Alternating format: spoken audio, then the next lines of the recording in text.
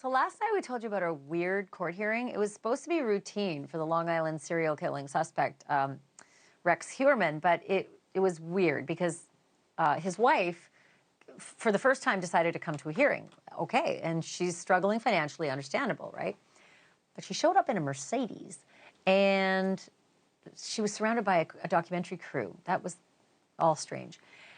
And we thought that would be the big headline yesterday because the hearing was boring. It was scheduling and stuff. However, inside the hearing, she locked eyes with her husband, who she's divorcing 6 days after the arrest, and a giant smile. Multiple media outlets saw this, not just our producer at NewsNation. Multiple outlets all saw this giant smile that did not leave her face until the media filed out. If this is the guy she's divorcing and he's a serial killing suspect, we're trying to figure out what that was all about. Her lawyer told us last night it was nerves. But there are two children who are also affected by this. Victoria is his daughter. She used to work in Rex's Manhattan architecture firm. And Chris is his son. He's been described by the neighbors as a nice guy with special needs. We do know this. They have an attorney, and he joins me now. Vess Mitev represents Victoria and Christopher. Vess, thanks for being on. I really appreciate this. What is the relationship with this family, the kids and their dad, and then Asa Ellerup, the wife and her husband? Well, thank you for having me. I just want to point out to what you said. Speaking of my clients and my clients only, their existence now is as bleak and as hard scrabble as you can imagine. There's no Mercedes, there's no luxury vehicles, there's no European clothes. In fact, one of the things that they're trying to get back, and they filed their notice of claim, are vintage jackets and clothes that they need for the winter. This is no joke. This is not hyperbole. So their lives, as I've said from day one, have been completely upended by this. Their road ahead is arduous. It is long, and no matter what happens with this case, no matter if he's acquitted, convicted on all counts, or something in between, their lives will never be the same. But for my clients, like I said, there's no Maybachs, there's none of that. There is simply putting one foot in front of the other and trying desperately to get back what was unfairly taken from them. So.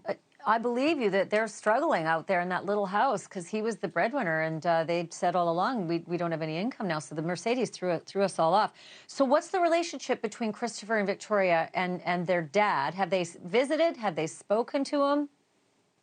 They've spoken to him. They have not visited with him. That's something that may be coming down the pike, obviously, every day. They're reevaluating what they're going to do every day as new information comes out in the media, as the DA releases new evidence, et cetera. So it's not out of the question that they will see him at some point, but as of yet, they have not. And what about the mom, Asa Ellerup, smiling, a big smile? Like, what's the relationship? She filed for divorce, but then this giant smile. What's going on between the two of them? Yeah, that I wish I could speculate on that. I'm not going to. She has very capable attorneys. I think Mr. Macedonia was on your show last night. He commented as to that. So I'm not gonna wager any hyperbole on that at all. What I can tell you though is again, was a very small cohesive unit, and that still remains in large part as to my two clients. Obviously, again, no one could imagine what happens when the man that you've grown up with and is your father and has raised you is accused of these atrocious acts. And they're only allegations at this point, as we all know. But that's why I keep saying, no matter what happens next, their lives will never be the same. There is no new normal. It's just one day after the other. That's it. Vess, you're right. They're victims, right? Your clients are victims in all of this. And I sure hope there's not online bullying because that stuff happens. You got to stay in touch with us, okay? And keep us posted on how they're doing. We certainly will. And thank you for having me on. Vess Mitev, thank you for being on, and we'll talk again soon. Thank you for watching. Go to newsnationnow.com to find NewsNation on your television provider. And don't forget to click the red subscribe button below to get more of NewsNation's fact-driven, unbiased coverage.